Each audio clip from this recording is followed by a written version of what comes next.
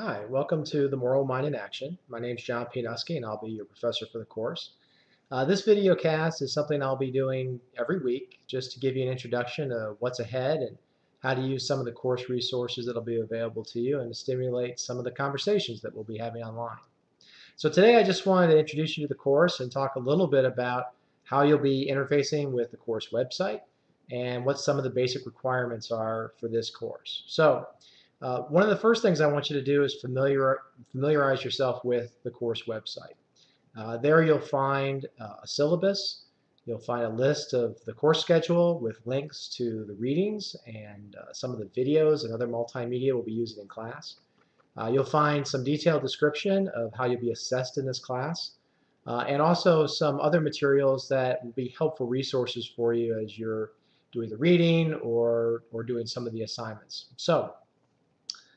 First I want to talk about the course in general. Now, the Moral Mind in Action stems from other work that I've been doing in ethics on this campus for the last 4 years, where I've taught a leadership ethics class. And in a traditional leadership ethics class, we talk about ethics in terms of the profession. So what it is that people might be expected to do in certain situations, how they think through problems, and what some of the obstacles might be to following through on the solutions to those moral problems.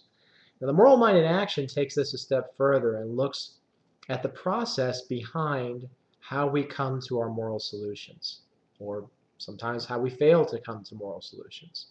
And to do that, we're going to be looking at a pretty broad range of different disciplines. So we'll be looking at neurobiology. We'll be looking at developmental psychology. We'll look at behavioral economics.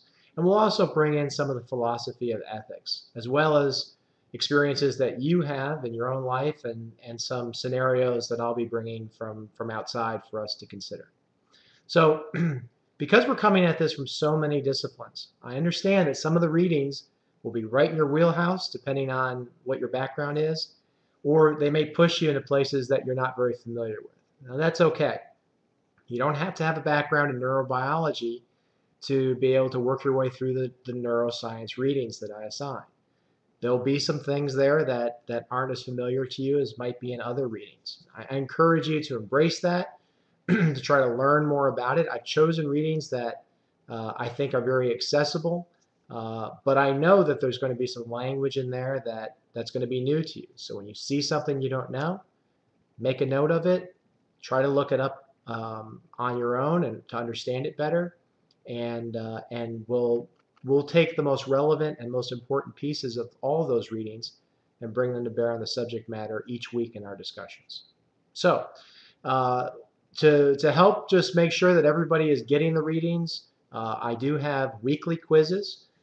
They're short. They're 5 questions per quiz. They tend to be multiple choice, true, false kinds of questions, and they're pulled right from the assignments I've asked you to do.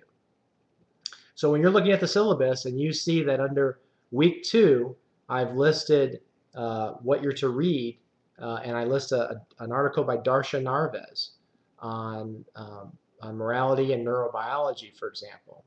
What that means is that reading is due the very first day of week 2. It's not an assignment. It's actually, for what happens after that week, it's an assignment coming into that week. And so the quiz, for example, for that reading, will be due by Monday of week 2. And those quizzes can be found on our Blackboard site. Now we're also going to be using 2 sites, the Blackboard site just for the quizzes, and then this Google site, my own course website, for all the other material that we'll be using. Now we're also going to have discussions each week.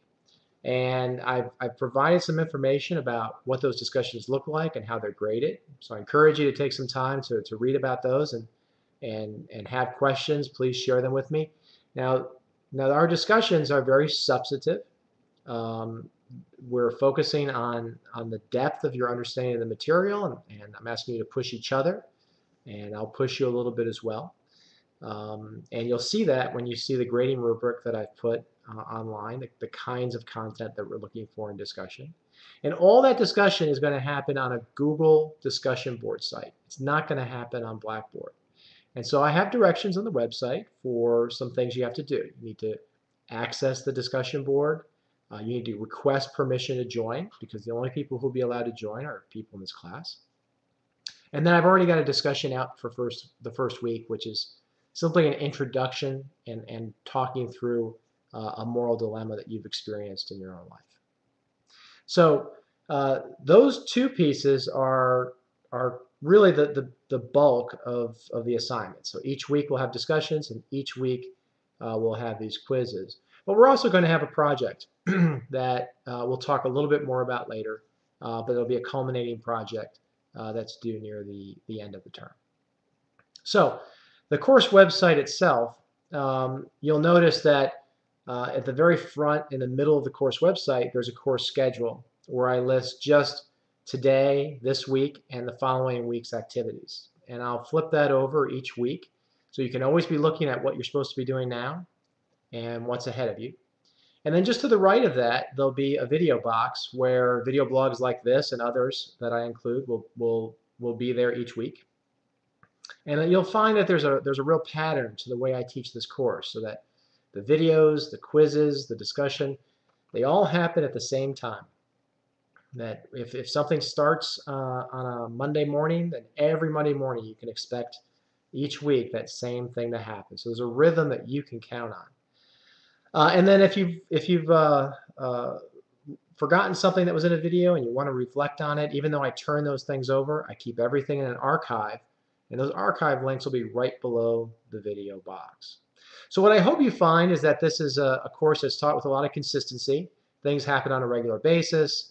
All the information you need will be available relatively one spot or not more than 1 or 2 clicks away.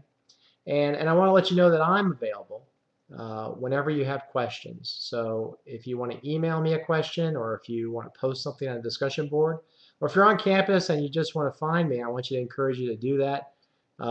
We use a lot of technology in this class, and the goal of that technology is to make this a more accessible class, and to make this a social learning class where everybody gets to be involved. And hopefully the technology meets those goals for you. So I'm excited about this class. This is the material that is nearest and dearest to my heart. It's what I love to study, and I think it's a valuable class for a variety of reasons. But as you go through the material, the thing I'm going to ask you to do is to find a way that this material is most valuable to you. Obviously, you're here because you have some interest in what it is we're going to be talking about, and I want you to keep that interest in mind, and to try to continue to when you read about the neuroscience or the economics or the psychology or the philosophy behind these problems, try to connect that to whatever it is that you're most excited about, or whatever it is that you think is most valuable in this course. So that's all I have for you as an intro. You've got a lot of stuff to dig into and learn about, and go through the syllabus. And after you've done that, I'm sure you'll have questions. As you do, like I said, feel free to post them on the discussion board or send me an email, and I'll look forward to seeing you online. Thanks.